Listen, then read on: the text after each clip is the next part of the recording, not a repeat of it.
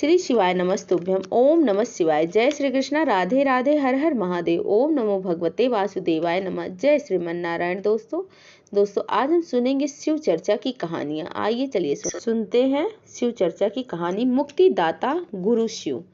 एक बार महर्षि गौतम के तपोवन में रहने वाले ब्राह्मणों की पत्नियां किसी बात पर उनकी पत्नी अहिल्या से नाराज हो गई। उन्होंने अपने पतियों को ऋषि गौतम का अपकार करने के लिए प्रेरित किया।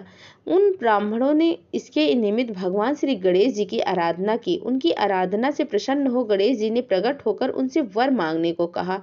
उन ब्राह्मणों ने कहा, प्रभु, यदि आप हम पर प्रसन्न हैं तो किसी भी प्रकार ऋषि गौतम को इस आश्रम से बाहर निकाल दें। उनकी यह बात सुनकर गणेश जी ने उन्हें ऐसा वर न मांगने के लिए समझाया, किंतु वे अपने आग्रह पर अटल रहे। अनंततः गणेश जी को विवश होकर उनकी बात को माननी पड़ी। अपने भक्तों का मन रखने के लिए वे एक दुर्बल गाय का रूप धारण करके ऋषि गौतम के खेत में जाकर चरने लगे। गाय को फसल चरते देखकर ऋषि बड़े ही नरमी के साथ हाथ में तृण लेकर उसे हाँकने के लिए लपके। उन तृण को स्पर्श होते ही वह गाय वहीं मरकर गिर पड़ी। अब तो बड़ा हाहाकार मचा। सारे ब्राह्मण एकत्र हो गौहत्यारा कहकर ऋषि गौतम की भूरी भूरी भत्सना करने लगे। ऋषि गौतम इस घटना से बहुत आश्चर्यचकित और दुखी थे। अब उन सारे ब्राह्मणों ने उनसे कहा कि तुम्हें यह आश्रम छोड़कर दूसरी जगह जाना पड़ेगा। गौ हत्यारे के निकट रहने से हमें भी पाप लग जाएगा। विवश होकर ऋषि गौतम अपनी पत्नी अहिल्या के साथ वहां से एक कोस दूर जाकर रहने लगे, किंतु उन ब्राह्मणों ने उनका वहां भी रहना दुर्भर कर दिया। वे कहने लगा, गौ हत्यारा है के कारण तुम्हें अब वेद पाठ और यज्ञादि के कार्य करने का कोई अधिकार नहीं रह रहा। अत्यंत कतार भाव से ऋषि गौतम ने उन ब्राह्मणों से प्रार्थना की, आप लोग मेरे प्रायश्चित और उद्धार का कोई उपाय बतावें। तब उन्होंने कहा, गौतम, तुम अपने पाप को सर्वत्र सबको बताते हुए 3 बार पूरी पृथ्वी की परिक्रमा करो और फिर लौटकर यहाँ 1 महीने तक व्रत करो। इसके बाद ब्रह्मगिरि की 101 परिक्रमा करके उसके बाद तुम्हारी शुद्धि होगी। अथवा यहाँ गंगा जी को लाकर उनकी जल से स्नान करके 1 करोड़ पार्थिव शिवलिंगों से शिव जी की आराधना करो। इसके बाद पुनः गंगा जी में स्नान करके इस ब्रह्मगिरि की 11 बार परिक्रमा करो। फिर 100 घरों के पवित्र जल से पार्थिव शिवलिंग को स्नान कराने से तुम्हारा उद्धार होगा। ब्राह्मणों के कथनानुसार महर्षि गौतम वे सारे कृत्य पूरे करके पत्नी के साथ पूर्णतः तल्लीन होकर भगवान शिव की आराधना करने लगे। इससे प्रसन्न होकर भगवान शिव प्रकट होकर उनसे वर मांगने को कहा। महर्षि गौतम ने उनसे कहा, भगवान, मैं यह चाहता हूँ कि आप मुझे गौ हत्या के पाप से मुक्त कर दें। भगवान शिव ने कहा, गौतम, तुम सदैव सर्वथा निष्पाप हो। गौ हत्या तुम्हें छल पूर्वक लगाई गई है। छल पूर्वक ऐसे करवाने वाले तुम्हारे आश्रम के ब्राह्मणों को मैं दंड देना चाहता हूँ। गौतम ने कहा, प्रभु, उन्हीं के निमित्त से तो मुझे आपके दर्शन प्राप्त हुए हैं। अब उन्हें मेरा परमहित समझ करके उन पर आप क्रोध न करें। श्री शिवाय नमस्तुभ्यम। आइए सुनते हैं शिव चर्चा की दूसरी कथा, शिव जागरण का फल। कपिलपुरी में यज्ञदत्त नामक एक ब्राह्मण रहता था। उसे एक पुत्र उत्पन्न हुआ जिसका नाम उसने गुणनिधि रखा। बालक बड़ा ही बुद्धिमान तथा चतुर था। 8 वर्ष की छोटी सी आयु में ही उसने बहुत सी विद्याएं सीख ली थी, परंतु वह कुमार्ग में पढ़कर अपने धर्म और कर्म से भटक गया था। वह जुआरी, खेलकूद में संलग्न और गाने बजाने वालों का साथी बन गया था। उसने बहुत जल्दी ही अपने पिता की कमाई लुटा दी। उसकी माता उसे रोकती थी, परंतु प्रेम के कारण उसके संबंध में उसके पिता से कुछ न बताती। पुत्र चाहे कितना भी बुरा क्यों ना हो, माता कभी भी उसका बुरा नहीं चाहती। यज्ञदत्त जब कभी भी घर आकर अपनी पत्नी से गुणनिधि के बारे में पूछता था तो इस समय गुणनिधि कहाँ है, तो वह सदा झूठ बोल देती थी और कह देती थी कि घर से बाहर गया होगा, या तो कहीं स्नानादि कर रहा होगा, या देव मंदिर में बैठकर भगवान का पूजन कर रहा होगा। और असली भेद जानती थी। जानते हुए भी उसने ग्रह सूत्र के अनुसार गुणनिधि का विवाह भी कर दिया।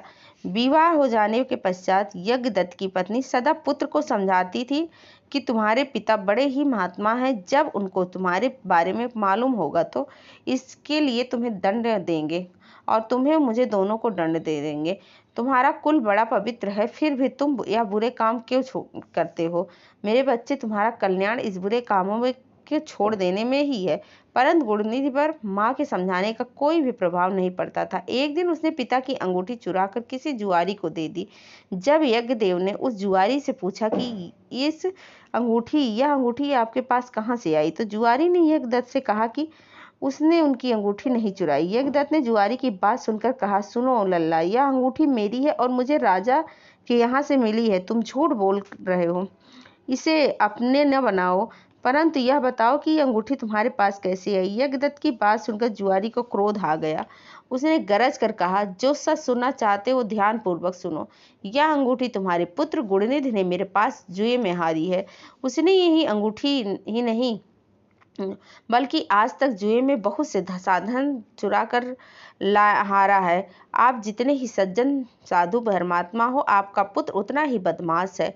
आप इतने बड़े विद्वान होते हुए भी आज तक अपने पुत्र की करतूतों को नहीं जान सके। जुआरी की बात सुनकर यज्ञदत्त मारे लज्जा के बुरा हाल हो गया। वह मारे लज्जा के मुंह ढापे हुए तथा सिर झुकाए हुए अपने घर आ पहुंचा।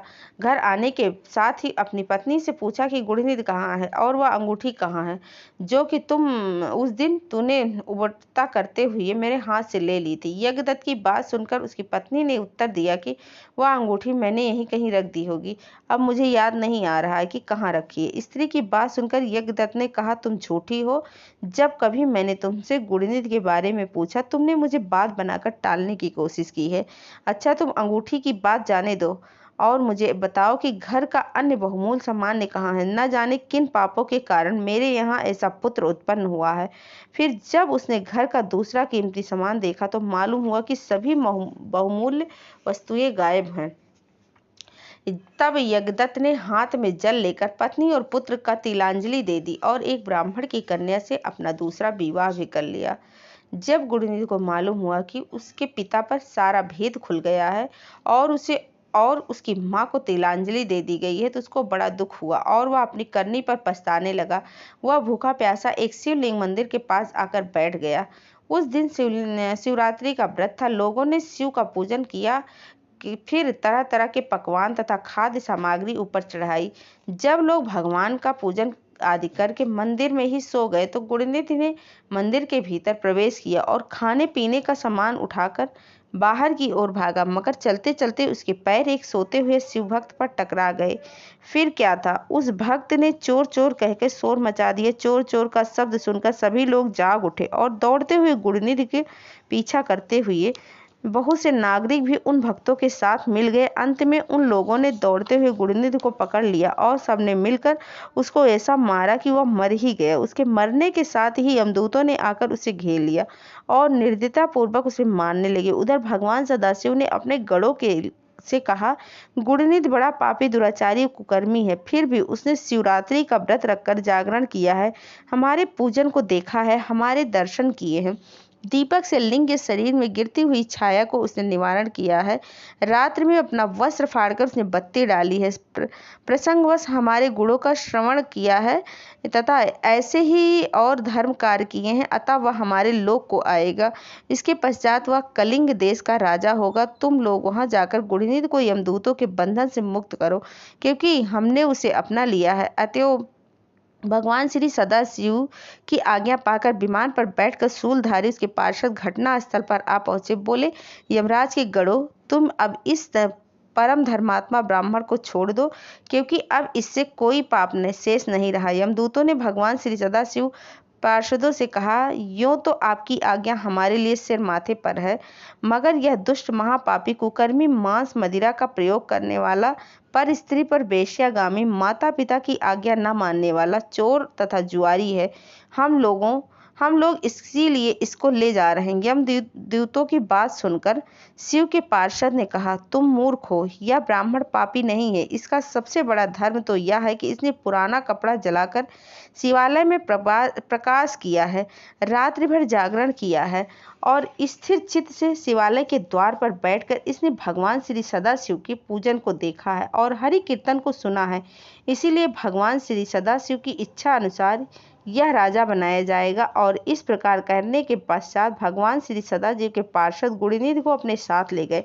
यमदूतों से मुक्ति पाकर गुणनिधि भगवान श्री सदाशिव के पार्षद के साथ विमान पर चढ़कर शिवलोक को गए। यमदूतों ने जाकर सारा वृतांत यमराज से कहा, जिसे सुनकर यमराज ने कहा, जो व्यक्ति भस्म रमाए हुए हो, रुद्राक्ष की माला धारण किए हो, शिवलिंग का पूजन करता हो, श्री सदाशिव के गुणों का गान करता हो, छल से ही सही उसके पास बिल्कुल न जाओ। यमराज ने भगवान श्री सदाशिव को प्रणाम करके कहा कि आप इस अनजाने दोष को हमको क्षमा कर दें। श्री शिवाय नमः शुभ्यम।